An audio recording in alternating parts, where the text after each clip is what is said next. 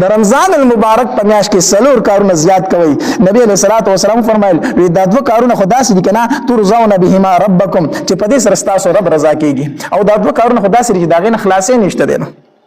کوم دوه کارونه چې په هغه سره الله تبارک وتعالى ډیر راضي کیږي؟ نبی علیہ الصلوۃ والسلام فرمایل فشهادت الله اله الا الله. د رمضان المبارک په میاشت کې د دې کلمې ذکر ډیر کوي، لا اله الا الله. دا کلمه ډیر زیاته وای، ډیر زیاته وای.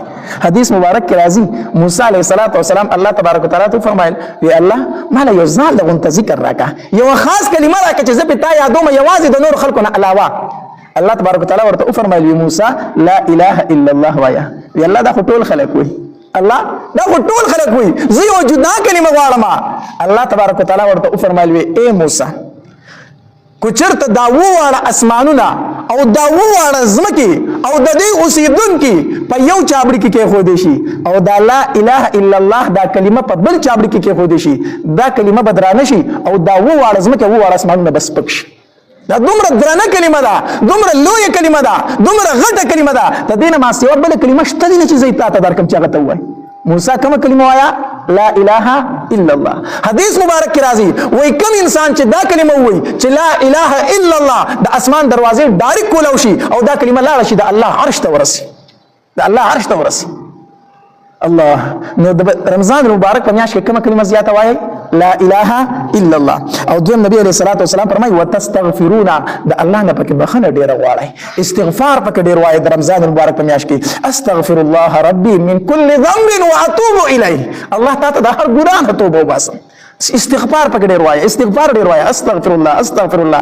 ځکه حدیث مبارک کې راځي نبی علیہ الصلوۃ والسلام فرمایي هر انسان خطا کار دی، چې انسان دې سیوا د پیغمبرانو نه نور چې انسان دې ګناه بتی کیږي. هر انسان خطا کار دی، خو بهترین خطا کار هغه دی چې ګناه ته وشو د الله په دربار کې توبه وباسي.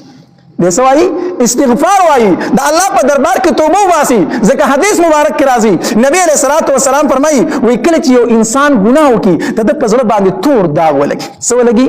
تور داغ ولګي. خو چې کله د توبه وسته الله تبارک وتعالى دغه داغ وینځو او چې دې توبه نو باسي یو داغ لګي، یو داغ لګي نو زړه تک تور شي. نبی الله تبارک وتعالى فرمایي ختم الله على قلوبهم بل طبع الله على قلوبهم بل ران على قلوبهم. بیا په دې الفاظ باندې تعبیر کوي. الله تبارک وتعالى فرمایي ما د پزړو اوس مهر ولګاو، دا مهر ولې ولګیدو؟ د دې انسان د ګناه د وجه نه ولګیدو، د توبه نه ایستله.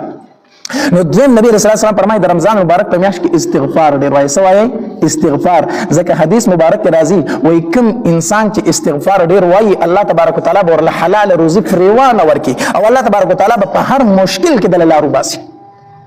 نو دویم بس کار کوي استغفار ډیر وایي. او د نبی علیہ الصلوۃ والسلام فرمایي دوه کارونه خدا سي دي، دوه ځایونه دي چې دا غي نه خلاصې نشته. کم نبی علیہ الصلوۃ والسلام فرمایي د الله نه جنت غواړي، سوال تینه د جنت کوي. او کم جنت د الله نه غواړي؟ جنت الفردوس تینه غواړي. د الله نه غټ سوال کوي، د الله نه ورکه سوال مکوا. الله ډیر لوی ذات دی، سوال تینه لوی کوي. نو حدیث مبارک کې راځي وای د الله نه د جنت سوال کوي او د جهنم نه پناه غواړي. د څه نه غواړي؟ جهنم نه. نو د رمضان مبارک میاشت کې دا څلور کار ډیر زیات کوي. یو ذکر د سشي لا اله الا الله، دویم څه شي؟ استغفار. استغفر الله ربي من كل ذنب واتوب اليه. د سمش ولی بس لړ وای استغفر الله استغفر الله. او دریم کم کار د جنت سوال د الله نه، او سلورم د جهنم نه پناه چې الله ما اور د جهنم نه اوساته. دا ډیر کوي. او بیا نبی علیہ الصلوۃ والسلام فرمایلو ومن سقى صائما سقاه الله من حوض شربة لا يظمأ حتى يدخل الجنه.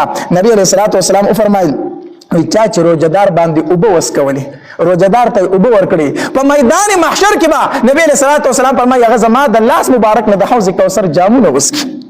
په حوض کوثر اوبه ته په میدان محشر کې زور کما. او چې کله د نبی علیہ الصلوۃ والسلام د لاس مبارک نه د حوض کوثر اوبه وسکلي جنت تبلاد شخ تګ بنشي په میدان محشر کې. الله تبارک وتعالى دې مونږ ټول ته د نبی علیہ السلام د لاس مبارک نه د حوض کوثر جامونه را نصیب کړي. نو چې پر روزدار دې اوبه وسکولي د دې په بدل کې به الله تعالی د حوض کوثر جامونه در نصیب کړي. څومره بختوره میاشته، څومره ښکلې میاشته، څومره ښایسته میاشته الله دا مونږ ته راکړې ده.